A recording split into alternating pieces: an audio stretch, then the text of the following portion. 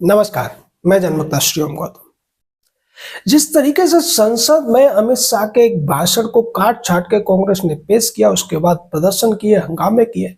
और उसी हंगामे के दौरान राहुल गांधी के घमंड और गुंडागर्दी की वजह से भारतीय जनता पार्टी के 2 सांसदों को चोटें आईं, वो उन्हें राम मनोहर लोहिया हॉस्पिटल में भर्ती करना पड़ा। साथ ही साथ एक जो महिला आदिवासी सांसद थी, उनके खिलाफ जिस तरीके का दुर्व्यवहार राहुल गांधी ने किया, उसके बाद तो ऐसा लग रहा है कि अब राहुल गांधी की न केवल संसद सदस्यता जा सकती है, बल्कि उनका विपक्षी नेता का पद भी जा सकता है, उन्हें जेल भी हो सकती है, क्योंकि ये मामला सीधे तौर पर SC/ST एक्ट के तहत आता है, जिसमें 6 महीने के लिए तो जमानत भी नहीं मिलती है और 7 से लेकर 10 साल तक की सजा हो सकती है राहुल गांधी को।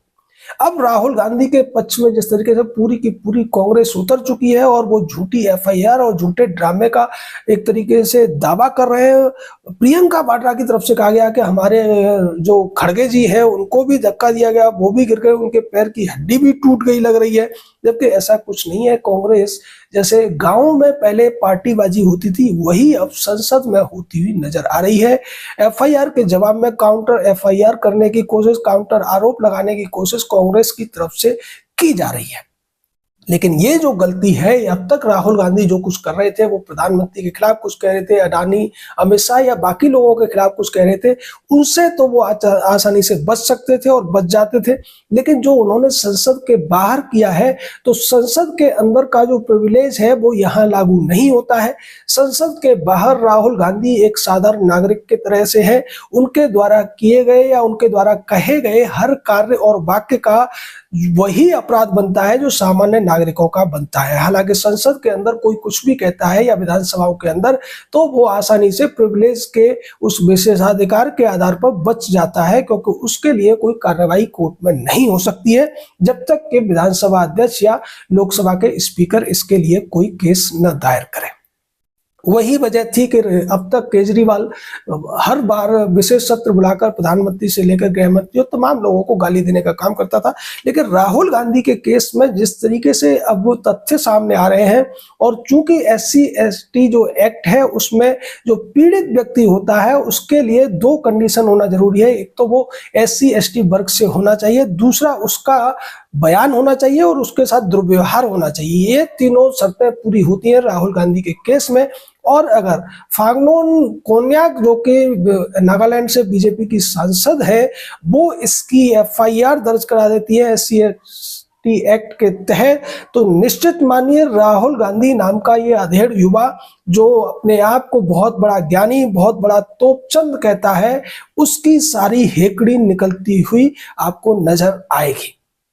कांग्रेस के बड़े बड़े वकील, उनमें से कुछ जो दूसरी पार्टियों में भी पहुंच गए, चाहे अभिषेक मनु सिंह भी हो या कपिल सिब्बल जैसे लोग भी राहुल गांधी को आसानी से बचा नहीं पाएंगे, क्योंकि SC/ST एक्ट की धाराएं इतनी सख्त है कि उनमें किसी भी तरीके की राहत इसको नहीं मिल सकती है। महिला के द्वारा शिकायत होनी है, उनके साथ दुर्व्यवहार हुआ है और इसके CCTV फुटेज अगर बाहर आ जाते हैं और इसकी तमाम वीडियो फुटेज बाहर आ जाएंगे, तो BNS के तहत एक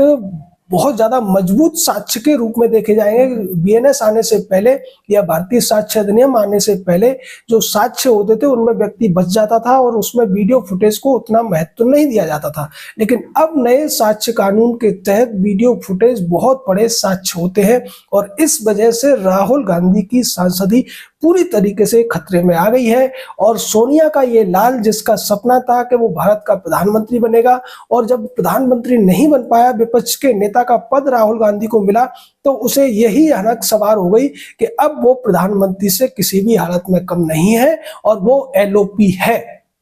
लेकिन LOP अब जिस तरीके के कदाचार में, जिस तरीके के गुंडागर्दी और दुर्व्यवहार में फंस गया है, उसके बाद तो LOP का भविष्य ही अंधकार में नजर आ रहा है। और इससे अगर किसी को फायदा हुआ तो उसकी बहन को, जिनके बीच में एक छुपी हुई प्रतिद्वंदता चल रही है। और अगर राहुल गांधी की LOP की जो पद है जाता है, तो निश्चित तौर पर प्रियंका वाड्रा का लॉटरी लगने वाली है और प्रियंका वाड्रा और रॉबर्ट वाड्रा अंदर ही अंदर इस बात से खुश भी होंगे कि चलो अच्छा हुआ राहुल गांधी रास्ते से हट गया और अब हम नेता बनेंगे।